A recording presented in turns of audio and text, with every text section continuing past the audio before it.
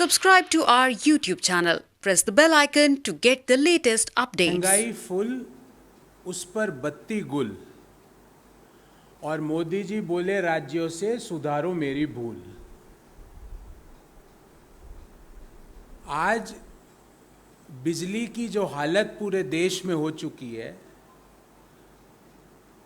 स्थिति ये है कि देश के 16 राज्यों में 10 घंटे तक की कटौती चल रही है। मोदी जी इस पे ये मत बोलिएगा ये कांग्रेस के राज्य है और ये दूसरे रीजनल पार्टीज के हैं और ये हमारे हैं। ये 16 में लगभग 12 आपके ही हैं। उन राज्यों में 10 घंटे की कटौती चल रही है और ये कटौती अभी तो शुरुआत है, पिक्चर तो अभी पूरी बाकी है मई में। ये कटौती क्यों हो रही है इसको समझना जरूरी है। एक तो कटौती हो कि भाई आपके पास बिजली उत्पादन की क्षमता नहीं है, आपके पास रॉ मटेरियल नहीं है। पर हमारे देश में क्षमता भी है, रॉ मटेरियल भी है, पर मोदी जी कोयले की खदानों से कोयले को बिजली के जो उत्पादन के जो संयंत्र जहां लगे हुए हैं वहां तक नहीं पहुंचा पाए। आज स्थिति यह है कि देश में 72,000 मेगावाट क्षमता के कोयले के प्लांट आज बंद पड़े हैं क्योंकि उसमें कोयला नहीं है। आप और ऐसा नहीं कि कोयला हमारे देश के कोयलारी में नहीं है, वो वहां पड़ा है, पर मोदी जी ने क्या है कि उसको वहां पहुंचाने की कोई जरूरत नहीं समझी। और अभी आप उन किसी से सवाल पूछेंगे कि भाई बिजली क्या संकट क्यों उत्पन्न हो गया सरकार से, तो कहेंगे हमें नहीं पता था कि अप्रैल में इतनी गर्मी पड़ जाएगी। अरे भाई आजकल तो स्मार्टफोन में अगले 1 महीने का जो टेम्परेचर है उसके प्रेडिक्शन आते हैं मोदी जी। आपके पास नहीं है तो आप टीवी देखो, टीवी वाले रोज बताते हैं कि अगले 10 दिन में यहाँ ऑरेंज अलर्ट है, यहाँ पर इतने डिग्री टेम्परेचर रहना की उम्मीद है, भीषण गर्मी पड़ने वाली है। पर वहाँ के उन्होंने वो जानकारी नहीं ली, तो कोयला पहुँचा नहीं। कोयलों के जहाँ बिजली के जहाँ उत्पादन होता है उस कारण से आज बिजली संकट हो गया। उसका एक और नमूना आपको देता हूँ। ये मैं आज का एनर्जी एक्सचेंज का एक डाटा लेके आया हूँ, ये आज का है। इसमें सुबह के 10:45 पे बिजली की मांग थी इस एनर्जी एक्सचेंज में 16,035 मेगावाट, और बिजली कितनी पूर्ति की जा रही इस एनर्जी एक्सचेंज में 2,304 मेगावाट।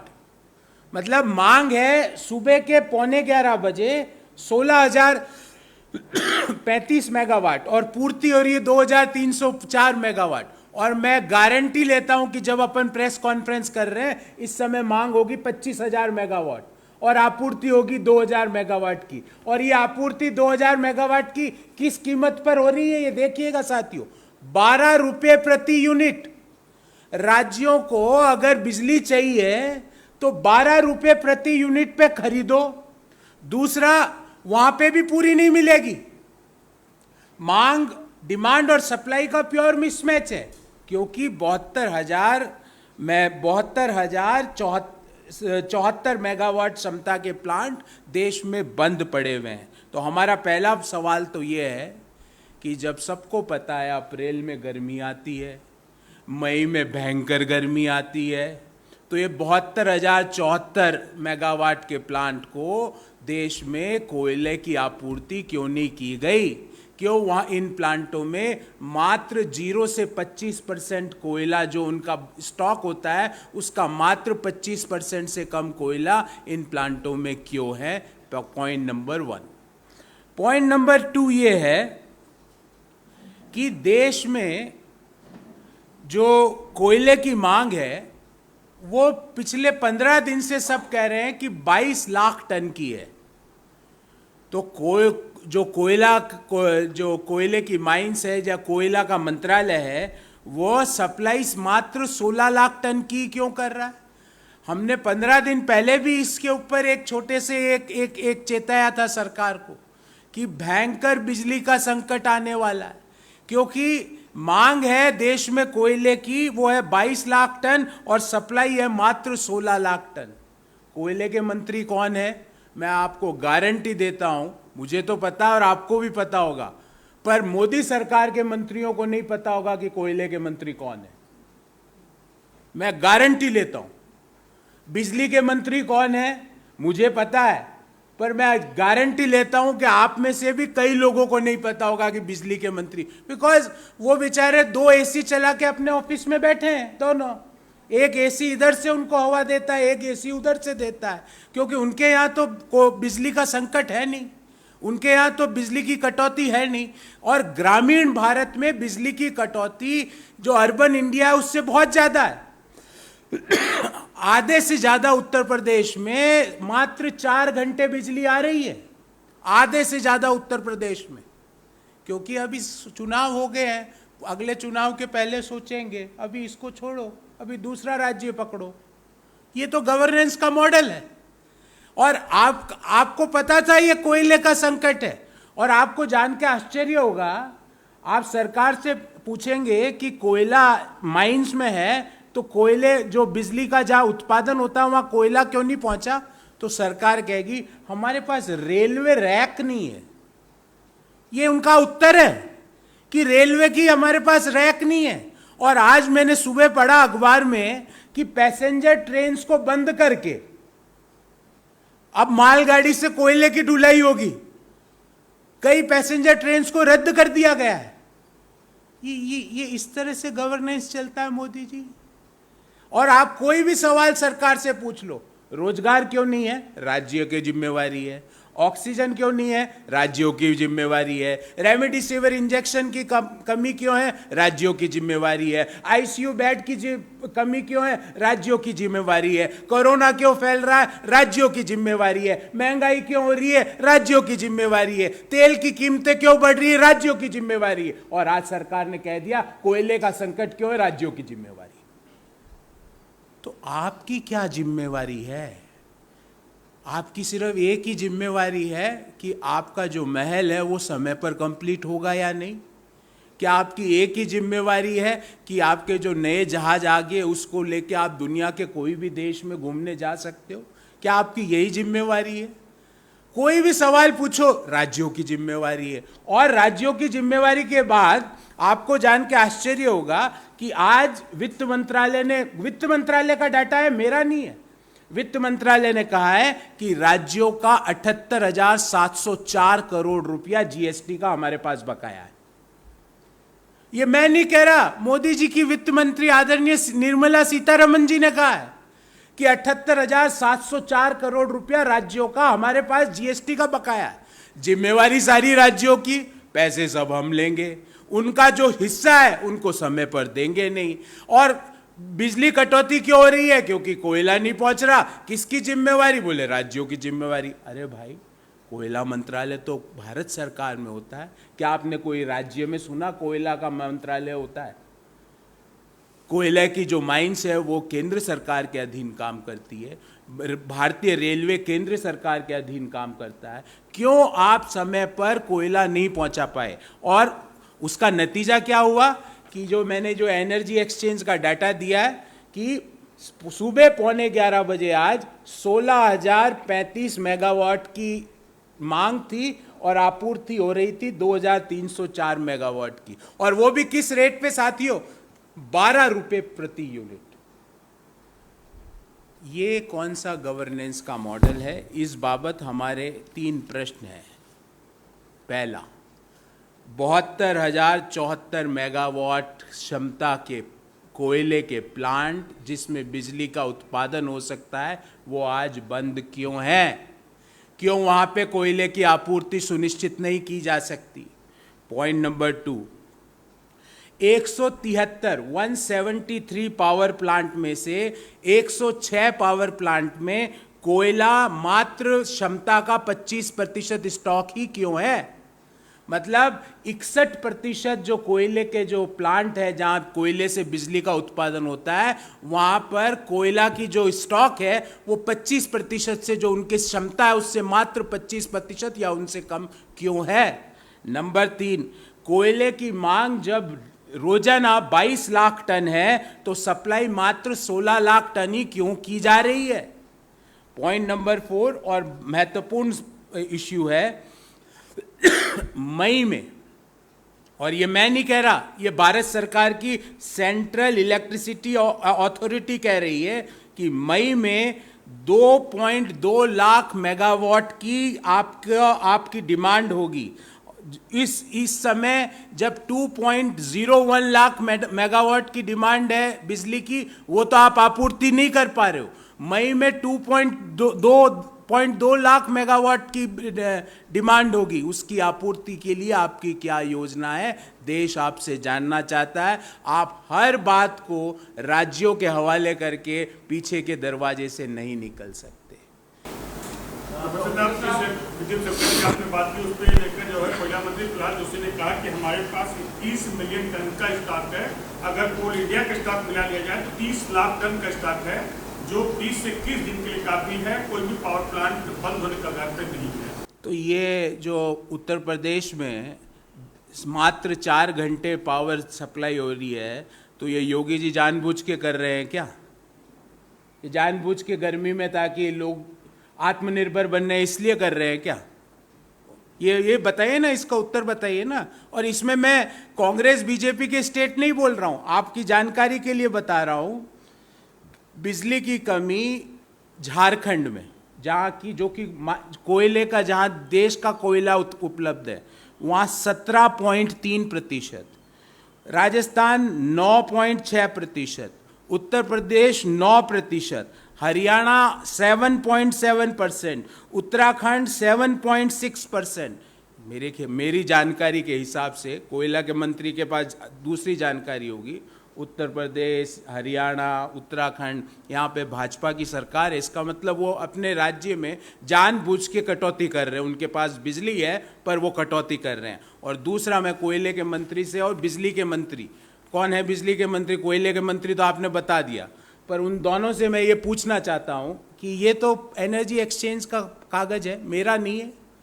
यह एनर्जी एक्सचेंज सुबह 11:15 बजे, टाइम भी है 10:45, एनर्जी एक्सचेंज में 16,035 मेगावाट की डिमांड थी और सप्लाई हो रही है 2,304 मेगावाट की, और वो भी प्राइस देखिए आप, ऊपर लिखी हुई 12 रुपये पर यूनिट। तो ये कागज गलत है क्या कोयले के मंत्री जी? ये गलत है क्या? और मैं तो स्वयं बोल रहा हूं, कोयला उपलब्ध है पर कोयले के मंत्री उपलब्ध नहीं है काम करने के लिए। कोयला उपलब्ध है पर रेल के मंत्री उपलब्ध नहीं है काम करने के लिए, नहीं है, क्योंकि हमारे पास ट्रेन नहीं है। हमने पहले का सोचा नहीं, आगे का सोचा नहीं। मैं तो आगे का बता रहा हूं। अभी तो टेम्परेचर 44-45 डिग्री हुआ है। आगे का पूर्वानुमान है कि मई में इस साल काफी सालों के रिकॉर्ड टूटेंगे गर्मी के, ऐसा अखबारों का और भारत का मौसम विज्ञान विभाग का पूर्वानुमान है। तो आप मई की तैयारी भी करिए। अभी तो 2 लाख मेगावाट की बिजली की जरूरत है, अगले महीने 2.2 लाख मेगावाट की जरूरत होगी, उस समय आप क्या करेंगे? तो मैं तो माननीय कोयले के मंत्री से ये पूछूंगा कि उत्तर प्रदेश में सिर्फ 4 घंटे बिजली क्यों आ रही है? अगर कोयला आप कह रहे हो सब जगह उपलब्ध है, तो उत्तर प्रदेश की हालत ये क्यों है? झारखंड की हालत ये क्यों है? राजस्थान की ये क्यों है? उत्तराखंड की ये क्यों है? जम्मू कश्मीर की ये क्यों है? हरियाणा की ये क्यों है? और राज्य सरकारें आज 12 रुपये प्रति यूनिट पर बिजली खरीदने को बाध्य क्यों हो गई? 12 रुपये प्रति unit, 12 rupees per unit, state governments are bound to purchase the electricity, and this is as per the energy exchange of our country. It is not, this paper is not created by me. This paper is downloaded from the energy exchange website. दूसरा सवाल है, पिछले साल अक्टूबर तक जो railway के जो rack थे कोयले के इस्तेमाल 487 थे, इस साल घटाकर 450 के आसपास किया गया था। अब सरकार का ये प्रावधान है कि 10% रैक और कम के लिए लगभग कुल 405 ही रैक कोयले के लिए उपलब्ध होंगे। क्या कांग्रेस इस विषय में सरकार से बात करेगी? हम तो पिछले साल भी जब कोयले का संकट आया था, हमने उस समय भी प्रेस वार्ता करी थी। 15 दिन पहले भी मैंने ये विषय उठाया था। आज पुनः उठा रहा हूं कि आप कोयले को बिजली के संयंत्रों तक क्यों नहीं समय पर पहुंचा सकते हो? ऐसी क्या प्रॉब्लम है? क्या उसके लिए भी राज्य सरकारें जिम्मेवार हैं? क्या राज्य सरकार उसका ठेका उसका भी राज्य सरकार का ही है वो काम करने का? केंद्र सरकार का क्या काम है? मेरे को आज पिछले 8 साल में समझ में नहीं आया केंद्र सरकार का क्या काम है। सिर्फ काले कानून बनाना, वो जो राज्यों की विषय वस्तु उस पर कानून बना दो, जो आपका काम है वो करो मत। रोजगार का सवाल पूछो तो बोले राज्य सरकार करेंगे, कोरोना का कोई प्रॉब्लम आए राज्य सरकार के हवाले कर दो, आईसीयू बेड नहीं है राज्य सरकार जिम्मेवार है, ऑक्सीजन नहीं है अस्पतालों में राज्य सरकार जिम्मेवार है। तो केंद्र सरकार का काम क्या है? कोयला उपलब्ध है पर कोयला संयंत्र तक हम नहीं पहुंचा पाए, और आगे मई में हालात और खराब होंगे। अभी तो उत्तर प्रदेश में 4 से 6 घंटे आ रही है, मई में और कटौती होगी, क्योंकि 12 रुपए, और वो भी पूरी बिजली नहीं है। 12 रुपए में राज्य कैसे बिजली खरीदेगा? 12 रुपए प्रति unit, this is the price.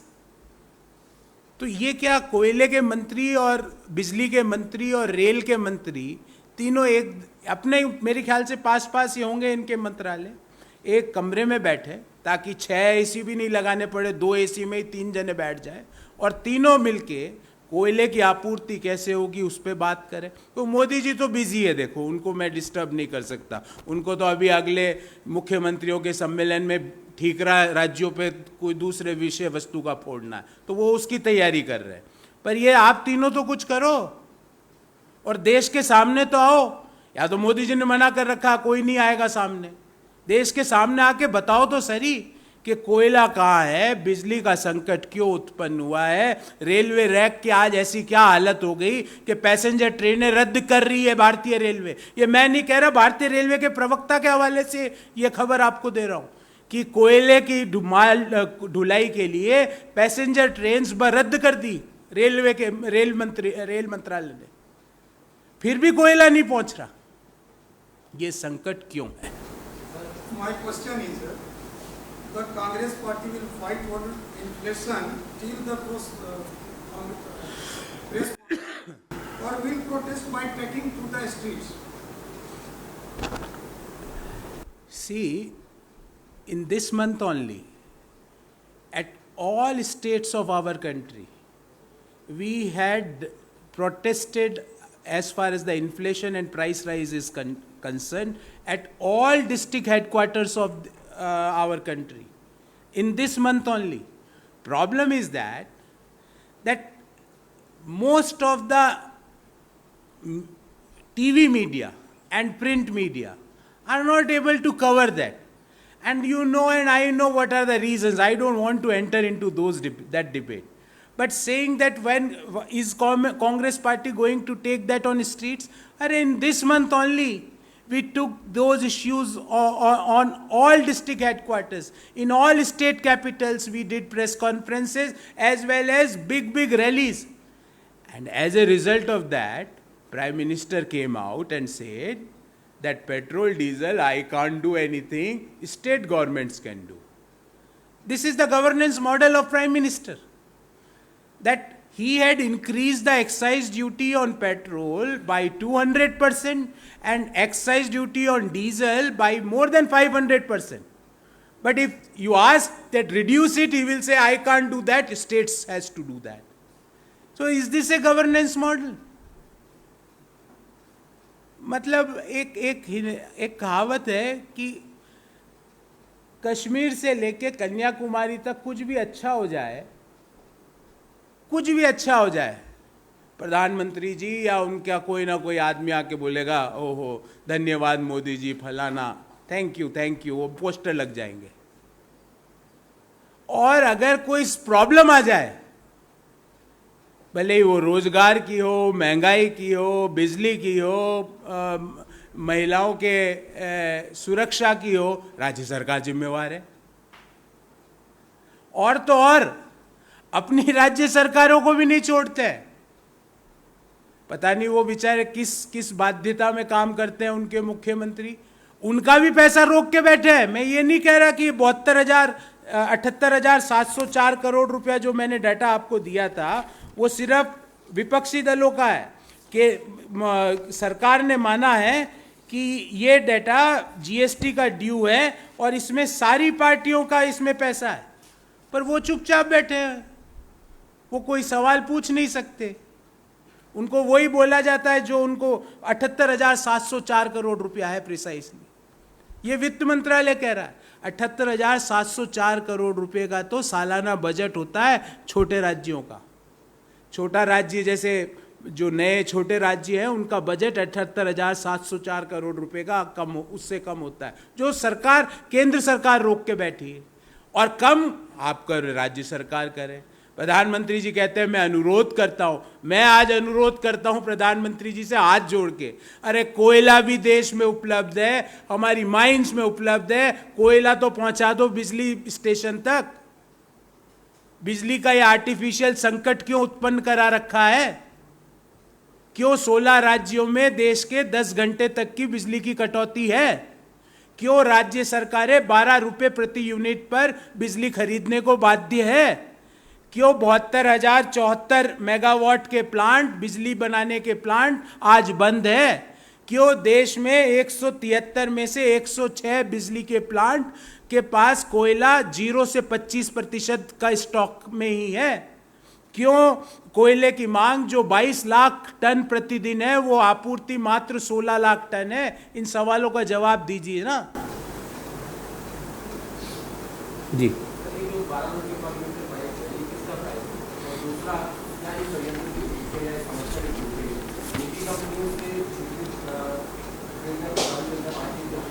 देखिए, ये जो पहला आपका सवाल था कि 12 रुपये, ये एनर्जी एक्सचेंज है। इसमें हर राज्य उसको कब कितनी बिजली की ज़रूरत है वो उसकी एक मांग देता है, और इस एनर्जी एक्सचेंज के पास उस समय कितनी बिजली उपलब्ध है वो उसकी उपलब्धता उस पर बताती है, और डिमांड एंड सप्लाई से इस प्राइस का निर्धारण होता है। अब आज सुबह 11:15 बजे देश में बिजली की मांग, एक्स्ट्रा बिजली की मांग 16,035 मेगावाट थी, और इस बिजली के एक्सचेंज ने कहा कि मेरे पास सप्लाई है 2,304 मेगावाट की, और ये मैं सप्लाई करूंगा 12 रुपये प्रति यूनिट पर। तो ये आप राज्य आज 12 रुपये, जिन राज्यों ने भी ये 2,304 मेगावाट खरीदा होगा, और सभी ने थोड़ा थोड़ा खरीदा होगा, वो किस भाव में खरीदा होगा? 12 रुपये में। क्यों खरीद रहे राज्य 12 रुपये में? क्योंकि मोदी जी ने कोयला नहीं पहुंचाया। क्यों खरीद रहे हैं वो 12 रुपये में? क्योंकि जो बिजली के 72,074 मेगावाट के जो प्लांट कैपेसिटी के जो प्लांट थे वहां पे बिजली का उत्पादन नहीं हो रहा, क्योंकि कोयला नहीं पहुंचा। तो ये जो संकट उत्पन्न किया गया है सरकार के द्वारा, और ये संकट is a poor governance and pure mismanagement of providing logistic support to the movement of coal. This is purely misgovernance. इससे बड़ा कुप्रबंधन का एग्जाम्पल नहीं हो सकता। मतलब आपके पास सामग्री है, आपके पास बिजली बनाने के संयंत्र है, पर इस सामग्री को वहां तक नहीं पहुंचा पाए। उसका नतीजा यह हुआ कि 16 राज्यों में 10 घंटे तक की बिजली की कटौती हो रही है। और जब बिजली की कटौती होती है तो आप, मैं, हम जैसे मध्यम आय वर्गीय परिवार, निम्न आय वर्गीय परिवार को संकट होता है, परेशानी होती है गर्मी में, पर औद्योगिक उत्पादन भी गिरता है, क्योंकि बिजली की जरूरत उद्योग धंधों को भी होता है। आज इंडस्ट्रियल प्रोडक्शन डिस्टर्ब हो रहा है इस कारण से, और राज्यों को आपने बाध्य कर रखा है 12 रुपये प्रति यूनिट से बिजली खरीदने को। जी, और कोई प्रश्न? जी, सर, पंजाब के पटियाला में 2 ग्रुप्स में क्रैश हुआ है, जो उसमें से एक ग्रुप तथाकथित तौर पर जो खालिस्तान में बताया जा रहा है, जो खालिस्तान के साथ हुआ, और एक बड़ी नॉर्मल की स्थिति इस वक्त वहाँ पर एक काली मंदिर बताया जा रहा है, उसके बाहर पटियाला के बाद ये क्रैश हुआ है। अब भारी संख्या के अंदर लोग आपस में फिलहाल पुलिस ने उसको वहाँ हालात नॉर्मल करने की कर रही है। पुलिस कैसे? देखिए, केजरीवाल जी अभी व्यस्त है, मान साहब ने पूछा नहीं क्या करूं, तो इसका वो कोई निर्णय ले नहीं सकते। तो केजरीवाल जी पता नहीं, अभी लंच टाइम होगा उनका, तो मान साहब से बात नहीं हो पाई होगी, तो वही बताएंगे, क्योंकि मान साहब ने माना भी है कि केजरीवाल जी हमको बताते हैं, हमारे को एक गवर्नेंस का मॉडल सिखाते हैं, फिर हम इम्प्लीमेंट करते हैं।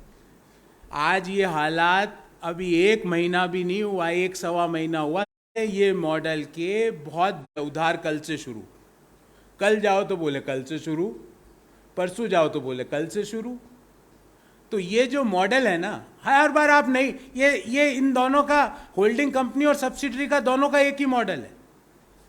होल्डिंग कंपनी अब पहले 2022 में डबल हो जाएगी किसानों की आय, 2022 में सबको घर मिल जाएगा, 2022 में स्मार्ट ट्रेन चल जाएगी, 2022 में 100 स्मार्ट शहर बन जाएंगे, 2022 तक गंगा के अंदर मोटर बोट चलेगी, जिससे हम एक बनारस से लेके कलकत्ता मोटर बोट से चले जाएंगे।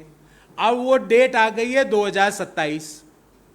कोई भी आप सवाल पूछो कि 2027 में ये होगा, और जो होल्डिंग कंपनी के मुखिया है उन्होंने एक नई डेट दे दी कि 15 साल में अखंड भारत बना देंगे, वो 15 साल और आगे ले गए।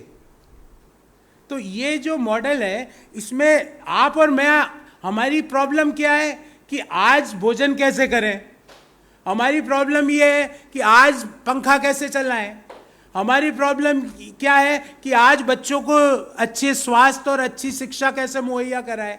ये देते हैं 15 साल आगे की डेट। तो ये दोनों जो होल्डिंग कंपनी है भारतीय जनता पार्टी और सब्सिडरी है जो आम आदमी पार्टी, इनका गवर्नेंस का मॉडल एक ही है। आप बड़ी बड़ी बातें करो, जब भी उसका डेट आए उस बात को एग्जीक्यूट करने का आप नई डेट दे दो। तो ये और आज 1 महीने के अंदर ये हालात उत्पन्न हो गए यहाँ पे।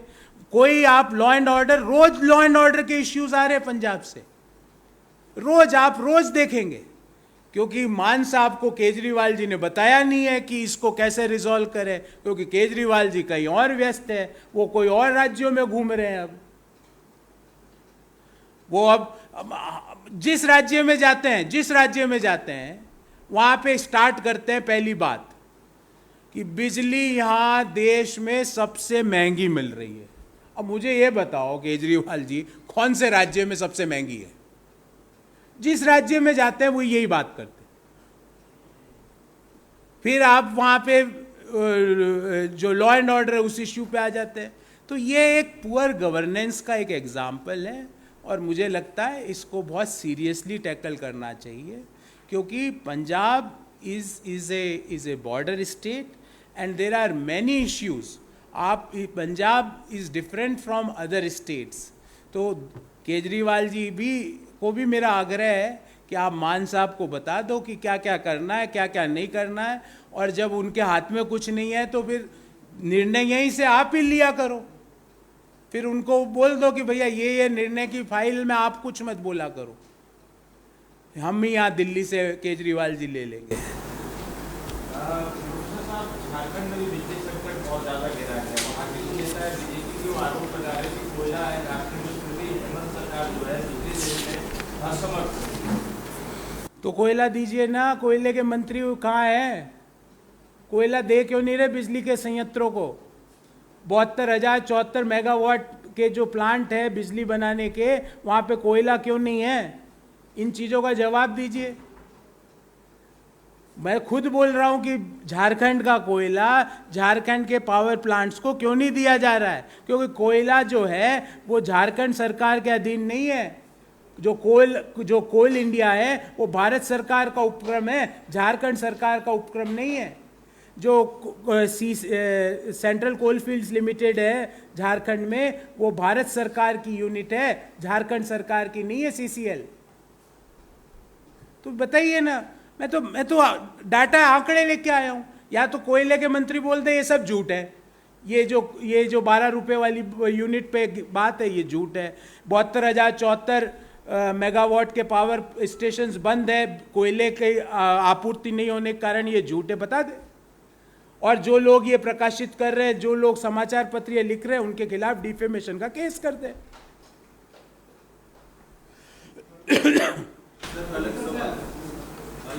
जी जी सर, गौरव सर, हालांकि दोनों पक्षों की तरफ से ये कहा जा चुका है कि प्रशांत किशोर ने भी मान लिया है और कांग्रेस पार्टी ने भी आधिकारिक तौर पे ऐलान कर दिया कि वो पार्टी में शामिल नहीं होंगे। उन्होंने ये बातें भी कही थी कि उससे उनकी पार्टी में शामिल होने से ज़्यादा इस बात की जरूरत है कि कांग्रेस नेतृत्व और सामूहिक बिल को फिक्स करे। क्या कारण रहा कि वो शामिल नहीं हो सके कांग्रेस में ऑफर देने के बावजूद? कुछ बातें आप बता सकते हैं? देखिए, प्रशांत किशोर जी ने कहा मैं नहीं शामिल होना चाहता। मैं कैसे बता पाऊंगा कि उन्होंने क्यों नहीं किया? ये तो उन्होंने अपना निर्णय किया कि मैं नहीं होना चाहता। उन्होंने कहा कांग्रेस को ये इश्यूज पे काम करना चाहिए, हमने सुन लिया। कई लोग, कई जो वेल विशर होते हैं, अच्छी बात बोलते हैं। ऐसा थोड़ी है कि हमारे मन में वो बोध तो है नहीं कि हम ब्रह्मास्मि, वैज्ञानिक भी मैं, पॉलिटिकल साइंटिस्ट भी मैं, वायरोलॉजिस्ट भी मैं, हमारे मन में तो है नहीं। हम तो सुनते हैं, को जहाँ से भी अच्छी चीज़ मिलती है उसको ग्रहण करते हैं। तो प्रशांत किशोर जी ने क्यों नहीं किया, ये तो वही बताए कि भाई उनको ऐसा क्या प्रॉब्लम आई, क्यों नहीं किया, पहले क्या करना चाहते थे, ये वही, उसकी जानकारी वही दे सकते हैं।